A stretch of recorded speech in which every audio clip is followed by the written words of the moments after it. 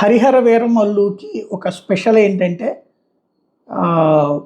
పెద్ద ఎత్తున ప్రపంచవ్యాప్తంగా రిలీజ్ అయ్యింది. నిన్న ప్రీమియర్ షోలోనే రికార్డులు బద్దలైపోయినాయి. ఏదైతే వీళ్ళందరికీ బాగా కోపం ఉంది అల్లు అర్జున్ మీదన. అల్లు అర్జున్కి సంబంధించినటువంటి పుష్ప 2 ప్రీమియర్ రికార్డులు సాధించింది కలెక్షన్స్. దాన్ని ఇప్పుడు ఇది దాటింది హరిహర వీరమల్లు, ఆ గ్రాస్ని దాటింది అన్నటువంటిది ఒకటి చెప్తున్నారు. రెండవది వచ్చేటప్పటికి పొద్దున్నుంచి బ్లాక్ బస్టర్ టాక్స్ వస్తున్నాయి. ప్రపంచవ్యాప్తంగా కూడా అద్భుతమైనటువంటి సక్సెస్ అయింది అన్నటువంటిది ఎక్కడి నుంచి అక్కడ అభిమానులు పెద్ద ఎత్తున పోస్ట్ చేస్తున్నారు. ఇది ఇంకొక ఎత్తు.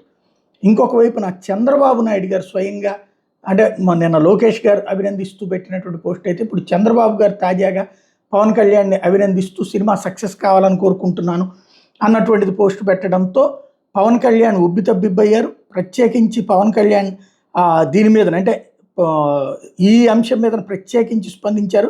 చంద్రబాబు నాయుడు గారు సాధారణంగా దీంట్లో పవన్ కళ్యాణ్ గారి అభిమానులు ప్రేక్షకులు ఎన్నాళ్ళుగానో ఎదురు చూస్తున్నటువంటి హరిహర వీరమల్లు చిత్రం విడుదల సందర్భంగా శుభాకాంక్షలు. మిత్రులు పవన్ కళ్యాణ్ గారు చారిత్రాత్మక కథాంశంతో రూపొందించినటువంటి చిత్రంలో తొలిసారి నటించిన హరిహర వీరమల్లు సూపర్ హిట్ కావాలని కోరుకుంటున్నాను. ప్రభుత్వంలో డిప్యూటీ సీఎంగా కీలక బాధ్యతలు నిర్వర్తిస్తూనే సమయాన్ని సర్దుబాటు చేసుకుని నటించిన ఈ సినిమా అన్ని వర్గాలను ఆకట్టుకోవాలని ఆకాంక్షిస్తున్నానంటూ చంద్రబాబు నాయుడు గారు ట్వీట్ చేయడం ఒక ఎత్తు అయితే, వెంటనే పవన్ కళ్యాణ్ గారు సంతోషం వ్యక్తం చేశారు. ఆయన ఏదైతే ఉబ్బితబ్బిబ్బైతూ మెన్షన్ చేసుకొచ్చారు.